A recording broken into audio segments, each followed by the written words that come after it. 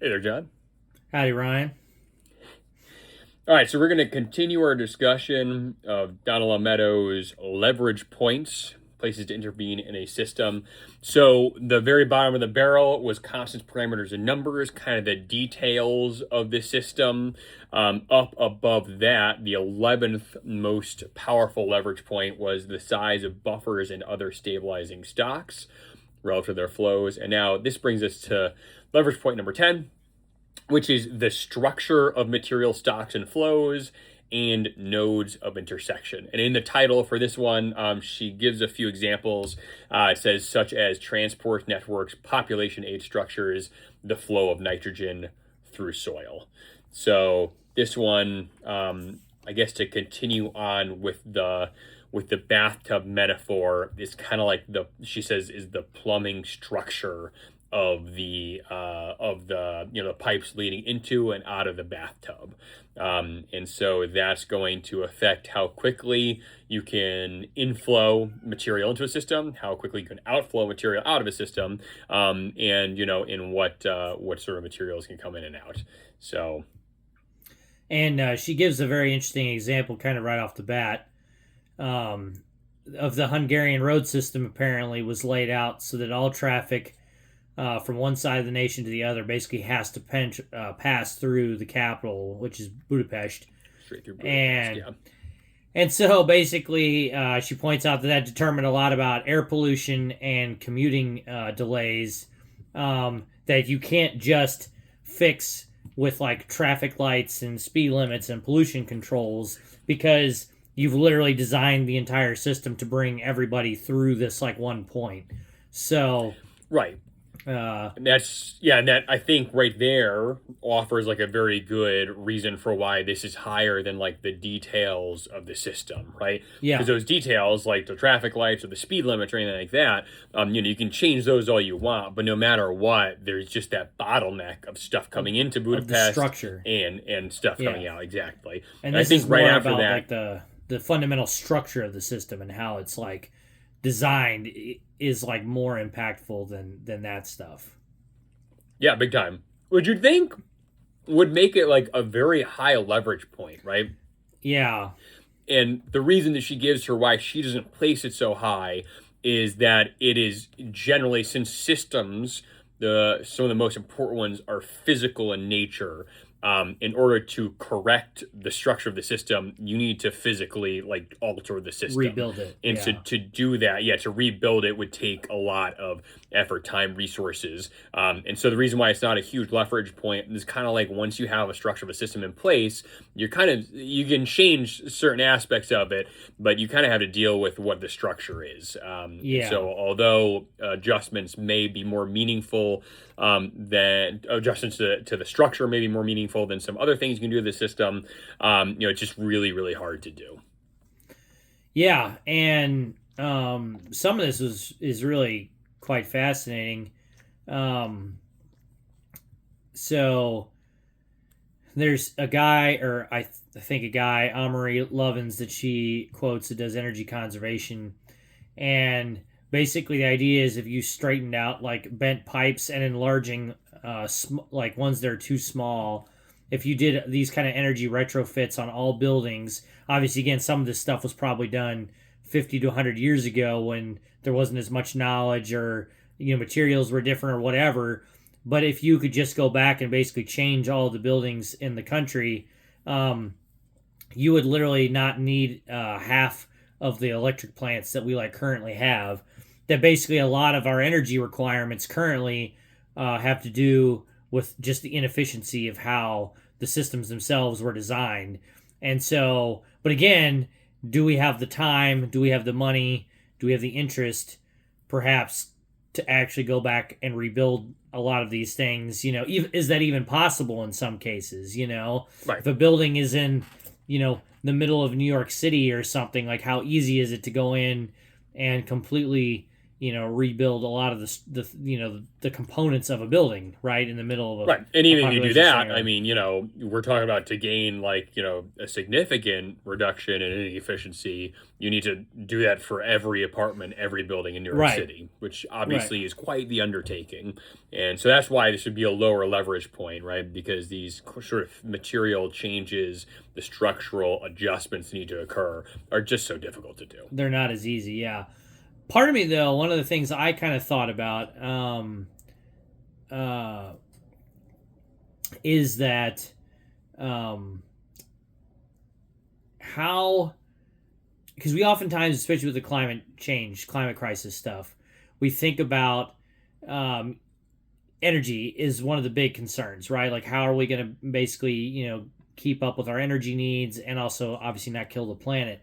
But part of me is wondering, like, with something like this, would it almost be worth it if we did try to, straighten the pipes and enlarge the small ones, all these things, like, because it would drastically lower our energy requirements, Mhm. because like you talk about sometimes that like we need uh we need less, we need to like shrink how much we consume, like that's like probably ultimately what we'll need for a lot of these uh to avert a lot of the disasters, perhaps is just to is more of like a reduction.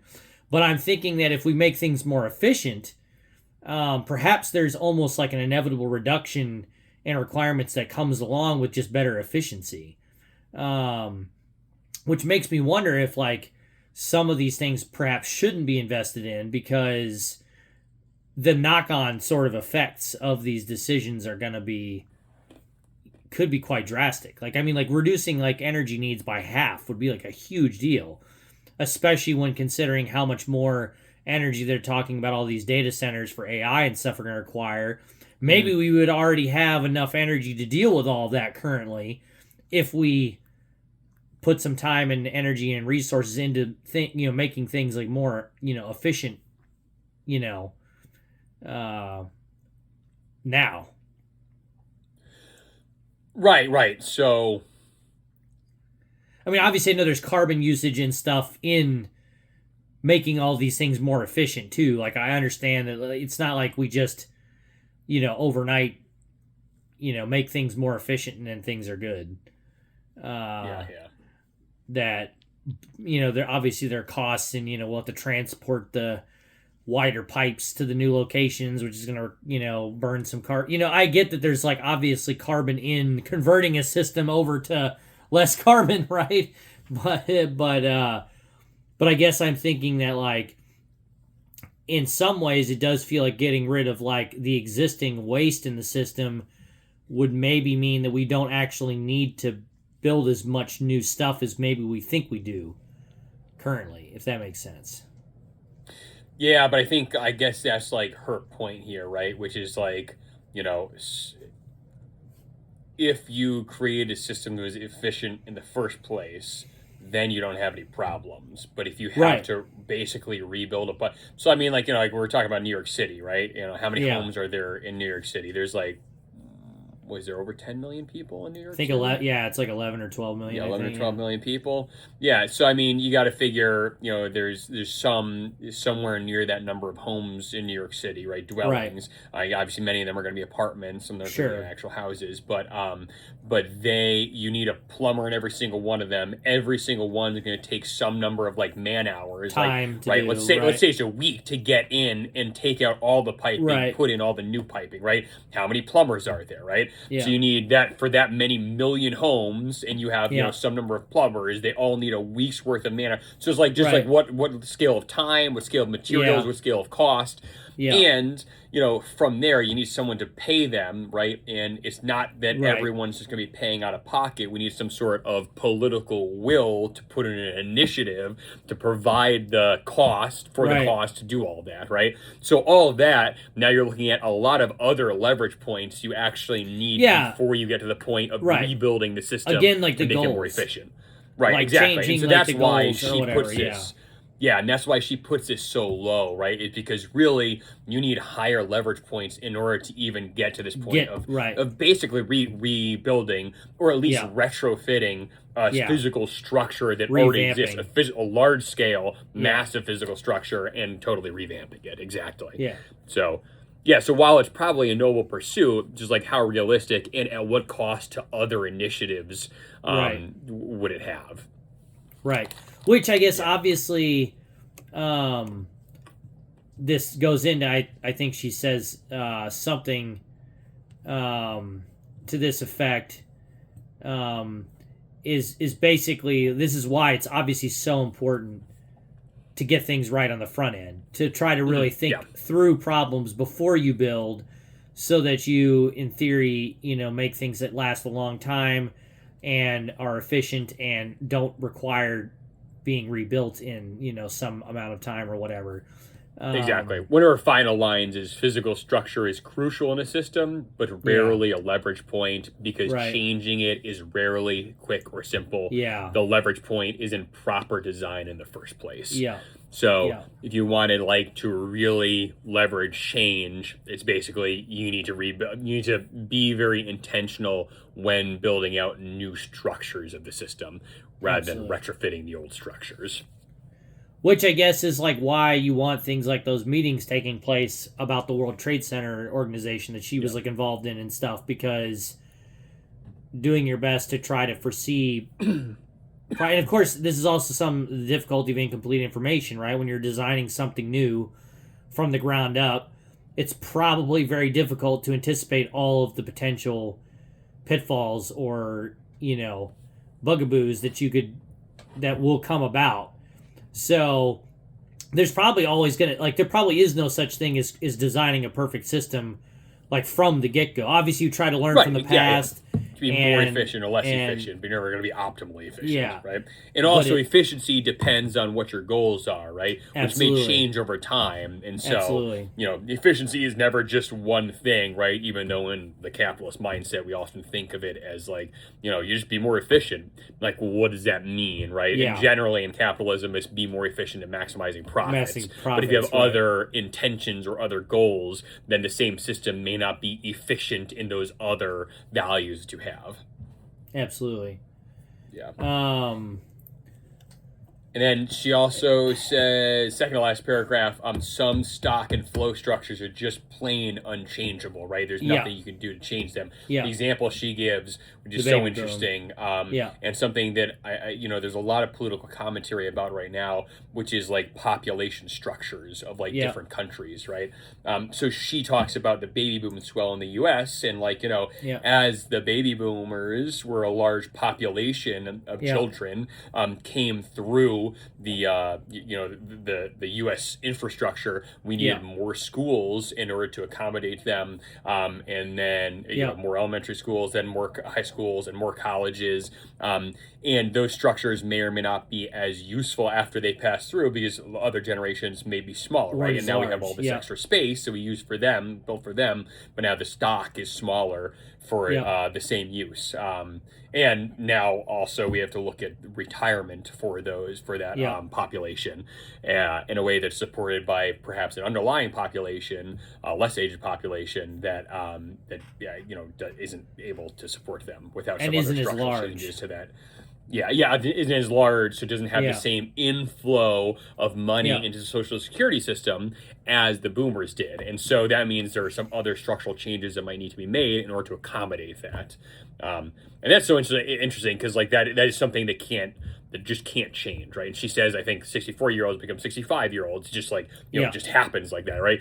yeah, You could cull part of that population. You can't make new 64-year-olds, right? You have to yeah, start with 0-year-olds, but like once right, you have a 0-year-old, it takes a long time to get to 65. And right, so basically all the population structure is kind of set in stone, and like China has like a one child policy or used to have a one child policy, so there are things you can do to effect changes to future yeah, population dynamics, but yeah, those don't take effect for a long time, for a right? long time, So yeah, and that's again, I think why this is a lower leverage point is because yeah, there's just some stocks and flows you just can't do anything yeah, about, or at the very least can't do anything about for an extended period of time, yeah. very extended.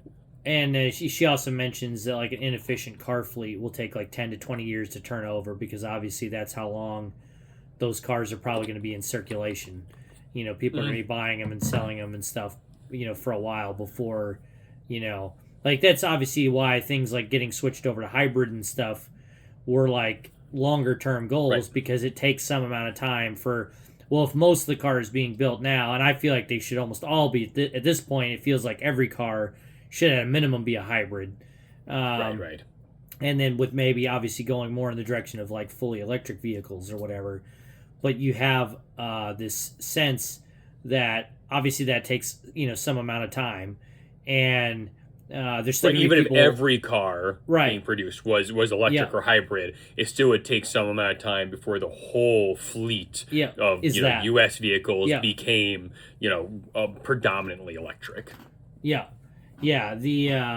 Yeah, because obviously people are still, especially poor people, maybe they can't afford new cars or whatever.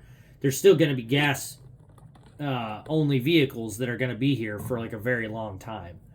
Yeah. And so that's also why like you can't just immediately go away from gas obviously tomorrow either, because Right. there are so many people that aren't able to afford a hybrid or an electric vehicle or whatever right now, so Yeah. they have to obviously And still even have if you somehow something. had the government funds to replace everyone's vehicles with electric vehicles, those electric vehicles currently don't exist. So you're gonna need some gas Yeah. to power the Yeah. excavators that will pull out the rare earth minerals to make Yeah. the circuitry for those new electric vehicles. So Absolutely. it's, Yeah. yeah. Yes, there's kind of also the I think the line after the ones you read a second ago about like why it really matters to design something properly in the first place. She has like a follow up then that is also like I think probably practically very useful, because this is where we often live, because things aren't designed properly from the get go.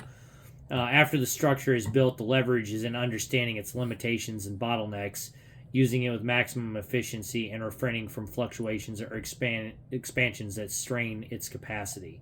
So that's kind of like the dealing with the real world, working with where we're at, and understanding like where we're currently at, and basically essentially trying to make the best of like what we currently have. Like what we got Right. from the past. Like obviously we often can't go back and completely undo those things, but Exactly. but how do And we that's make the why best this is of it? such a low. Yeah. Yeah, and that's why this is such a low leverage point, right? Because it's Yeah. working around these structures rather than actually using them as a leverage point. Because you Yeah. can't change the structures in any easy way. Yeah, and something like population, right, is often again outside of something like China's one child policy. It is like a very difficult thing to manage from an upper level.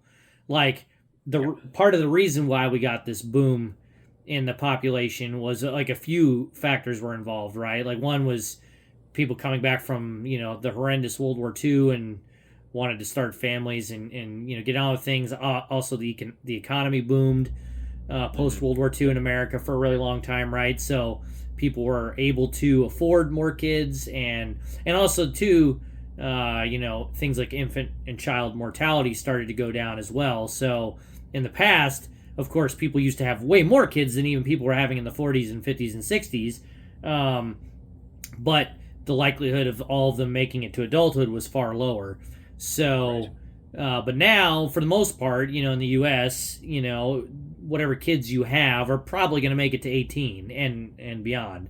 And so, there was also something of like dealing with those kind of like changing realities that again, like people don't maybe necessarily immediately understand and make adjustments to, right? Like a lot of people were having 3 and 4 kids in that era still. Right. And now I think there's been some, like whether it's a cultural paradigm kind of thing that again is like a lower down the list thing, people probably at some point started to understand that more. And I think that's why today you're seeing much more people having only like 1 or 2 kids if they're having if they're even having kids at all. And again, that's like one of those things that took like a while to catch back up. Maturi, one of our friends from Kenya talks about like his dad's generation. His dad was like one of, I think, like 10 or 11 kids or something like that. But then his dad only had him and his sister. So now that was already down to, and then, and now the next generation is maybe, more comparable, kind of something like that as well. So, but there are these like, those are kind of like generational changes, right? Those maybe perhaps generational paradigm shifts. If we want to think in those terms. And those are things that are typically going to be like maybe even to some degree outside of the control of like a president or even like a world leader as such. These are more of like cultural things that sort of diffuse, and obviously maybe you could talk about, an artist or something that writes a story perhaps, or something that tries to, romanticize having fewer kids or something like, maybe that's like the kind of thing that has more of an impact on something like that or whatever. But these things still are going to shift slowly, and like no one planned for the baby boom generation to be as big as it was, to impact right. That was not intentional, in the way it did. It just happened, and now we have to deal with the results, with the outcomes. And I think that's like one of the interesting things to think about. With some of these things too. Again, it's like you can have the best plans, the best ideas, really try to have as much foresight and everything that you can to predict these things. But at the end of the day, there are always going to be events that happen on the planet, whether, wars or, environmental collapses or changes, or, less or more food, greater technology advancements, all of these kind of externalities that like, oftentimes you can't really be predicted until you're almost in the throes of it, like in 1850, were people thinking that in 150 years time that we were going to hit, 7 billion, people on the planet, right? Like, because that was before industrialization had happened, right? Like, how would you have been able to see a world where we could have sustained that many people? Right. But then industrialization happens. We have all this mechanization, factories, better food growing techniques, fertilizers, all these things. Then all of a sudden, in a very short time span, now changed what the rules of the game essentially were prior. And that sort of thing is just very difficult to predict in advance, because oftentimes we don't know what the ramifications of technological inventions and things will be until after they've been like rolled out and widely adopted. Right. Yeah. So there's just always going to be difficulties with any of this stuff. Like it's almost impossible to think like without perfect and complete foreknowledge, you could never design everything correctly. Now going into the future. Right. No, exactly, and that's she eventually discusses why she doesn't think that centralized planning is a good idea for exactly that reason. And again, I think I don't know if she necessarily like always has this in mind, but the perspective, the framework of this article is like, what can we do to change systems? But again, systems kind of exist whether or not we are like managing them intentionally or well, right? So all these externalities will affect the system, and we can make them more robust to those externalities or less robust. But ultimately, that's only if we like choose to exert some influence to change the system, right? So otherwise, those externalities, things like the baby boom is going to happen regardless of whether we've planned for it or not. Yeah, and it feels like this is where like obviously the use of things like buffers and some of that stuff too, like building a system that has those in place, is maybe perhaps going to be more able to deal with some of the changes that come along that are unforeseen. Yeah. What's kind of interesting about this too, that I feel like some of these leverage points, like some of the things that compose each of these leverage points, are kind of fluid in what they are. Like for instance, like she talks in this one, in the structure of material stocks and flows, the one we're discussing right now, this leverage point about like populations. But I feel like isn't that like actually a stock? Like, is slash buffer, is it Yeah. a structure of a stock and flow, or is it like the stock itself, right? Right. With Um, population, it feels like it's a little bit more like a stock in some right, ways right, yeah. because it's like the amount of water that you have at a given time or something. Like just like you have a given population at like a certain time.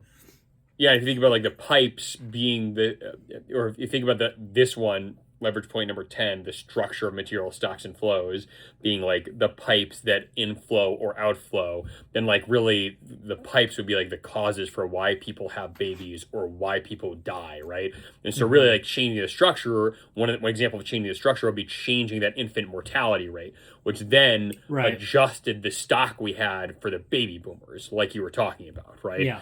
But the structure of the material flow is actually like the infant mortality rate rather than like the number of people. The number of people would be the stock, not the structure of the stock and flow. Yeah. Well, you mentioned earlier that there is sort of a way to almost group the 12 points into maybe like different classes of Hmm.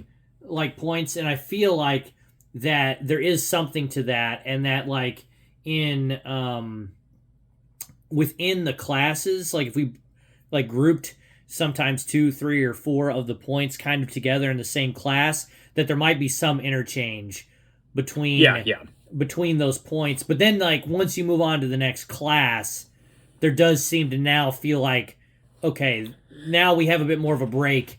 We're like, Yeah, there's a um, discrete differentiation between, yeah, some of them. And like obviously this one, number 10, the structure of the stocks and flow of the stocks, like that's very related to number 11, which is right, like the stock and buffer, right? yeah, So, and then probably those are pretty closely, probably these three, the first three we talked about, 12 through 10, and the third one, yeah, the 12th one being, yeah, just the parameters and the numbers of the system. Those are probably like kind of like just the material concerns of the system, right? yeah, They're not really talking much about like information flow within the right, system or like a broader broader like information organization of the system. It's just like what are the materials, how much do we have, how do we get more materials in and out.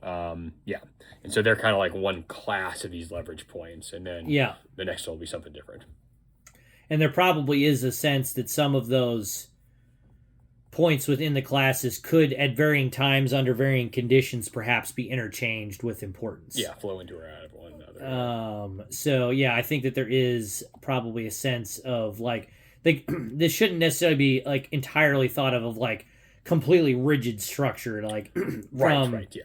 from and I think actually this is going back briefly to her introduction, but I believe she said something about um basically remembering that this, like she even rethought her own like Right. initial points like at one point, so there is like a sense that that these things are not like necessarily hard and fast Right, right, yeah. Yeah, I in think you're right. I think all explicitly at cases. some point she said like these 12. So start out with 9 when she gave her Yeah, first yeah, her first little narrative, and then now in this article's 12, and I think explicitly she said like these are mutable, not hard and fast, like you said. Yeah. yeah.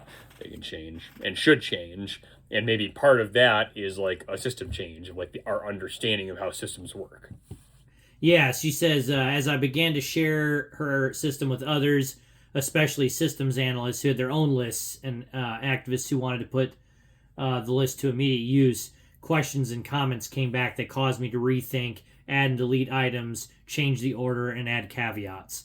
And then she says, she said, the reason for this introduction is to place the list in a context of humility and leave room for evolution. And I Yeah. think Yeah. that is also just a good place to, with any intellectual, pursuit and endeavor, some uh, awareness of a context of humility is probably like a good Yeah. place to be with most things, just because you might encounter new information. You might realize the information you had before was incomplete in some way. So we Yep. should always be able to update our beliefs and ideas based on the new best information that we have at our at our fingertips, and that we shouldn't necessarily be married to like a dogma of ideas. Yep. Yeah. Even Yeah. if one point in time we were really convinced of something, doesn't mean that we still have to be very convinced of it in the future, and that it is okay to change your mind and tweak things and update things, and get input. Presumably, some of these other engineers and stuff that she talked with presumably helped her kind of refine and tighten up and shore up her own ideas, Yep. and made them better. So like that sort of idea of collaboration too, and so even with like something like this, we obviously both like this article. I think there's a lot of real value, a lot of interesting things here, but it's not that we need to then turn this into some type of dogma for Right. the future. And Dr. Meadows said we don't have to necessarily like that line that there should be some room for evolution, and remaining in that context of humility is probably like a good idea just in general. Right, yeah, and she goes on to, we'll get to this, but she goes on to discuss why that is so important when she starts talking about some of those higher and higher leverage points. That a rigid mental model of a Yeah. system will do a disservice to your Yeah. ability to change that system and modify it towards like your goals and values.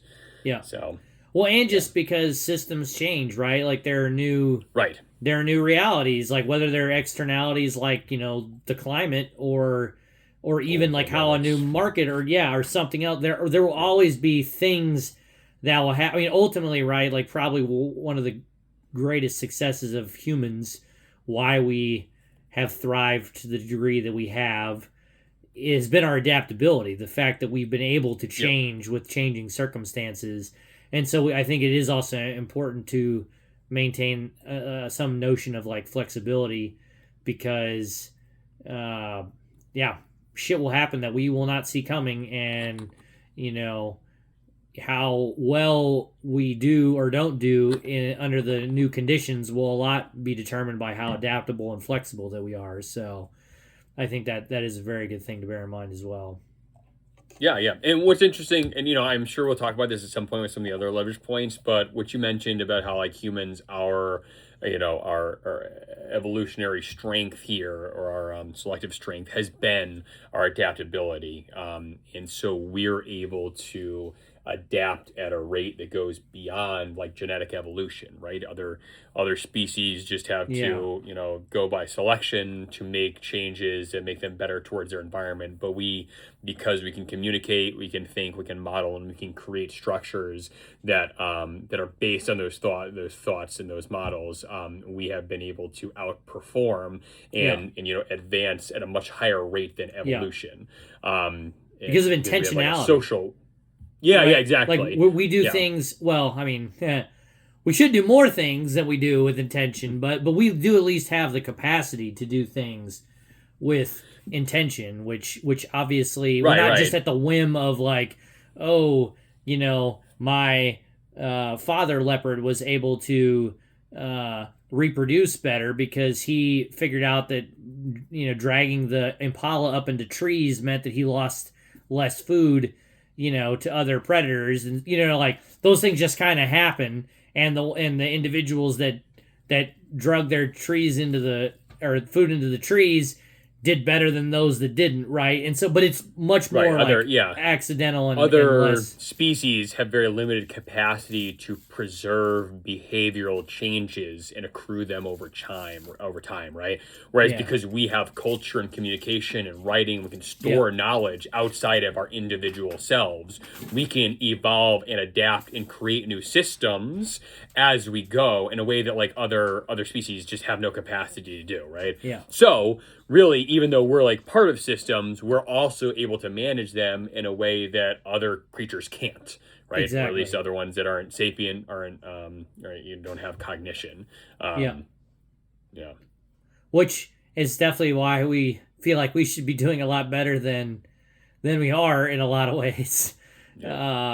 Because it does feel like we do know enough things now that we should maybe be trying to, at a minimum, from this point forward, we should be trying to design a better future with more efficiencies and all of these things kind of from the get. We should be trying to design things better from the jump now. Like the